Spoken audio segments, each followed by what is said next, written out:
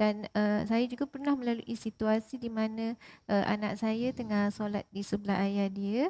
Kan kita punya, kan masjid kita sangat rigid dengan masalah putus saf dan sebagainya kan.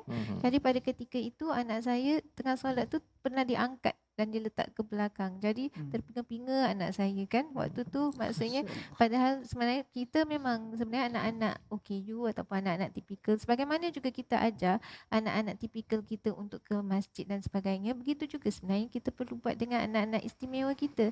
Dan hanya bila kita bawa mereka ke masjid, barulah mereka dapat maknanya merasai juga kan, sebab macam itulah sebenarnya seperti yang Allah katakan kan, Al-Quran dan agama ini adalah hak bagi semua kan, rahmatan lil alamin, tidak ada sesiapa yang terkecuali. Jadi kenapa kita kadang-kadang sebagai manusia kita yang nak menyatakan maknanya yang ni boleh untuk sesetengah orang dan yang ni pula tak boleh pula kan.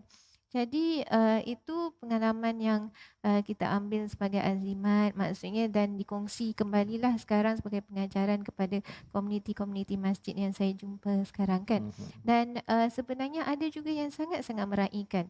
Ada di antara institusi agama kita, alhamdulillah, yang saya nampak paling terkehadapannya seperti Majlis Agama Islam Selangor yang memang mewujudkan satu kluster khusus untuk menyantuni komuniti OKU. Dan saya rasa ini adalah satu perkara yang perlu dicontohi oleh semua institusi berwajib, kerana dia bukan susah sangat pun sebenarnya kan. Dan inilah salah satu cara untuk meraihkan maksudnya ibu bapa yang kadang-kadang rasa sangat lost ya. Maksudnya ada ibu bapa yang nak pergi ke masjid. Kita tak kata semua, tapi ini yang saya kongsikan yang pernah berlaku kan. Ada ahli jawatankuasa masjid yang kata kalau ada anak macam ni tak payahlah sembahyang jemaah di masjid. Jadi sudahnya ibu dan ayahnya pun tak perlu ke masjid kerana ada anak begitu. Jadi kadang-kadang kita tak nampak kenyataan-kenyataan begitu secara tak langsung boleh membuatkan ibu bapa juga rasa down. Dan kita pula rasa macam kita tak ada cakap apa pun, tapi kadang-kadang kita tak perasan ya.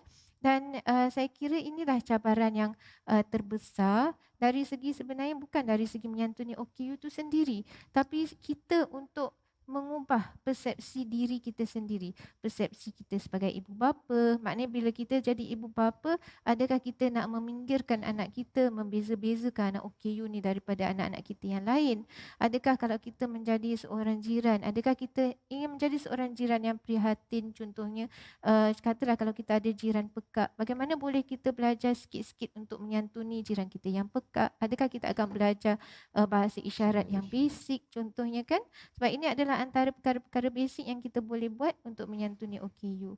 Dan apa ni bagi saya lah, kiranya kalau dekat masjid contohnya, kalaulah kita dapat menyambut anak itu dengan seperti yang Ustaz katakan, learn to smile kan, dengan senyuman, itu akan sangat membuatkan ibu bapa tu rasa lebih ringan bebanan yang digalas kan, kerana dia tak merasa keseorangan.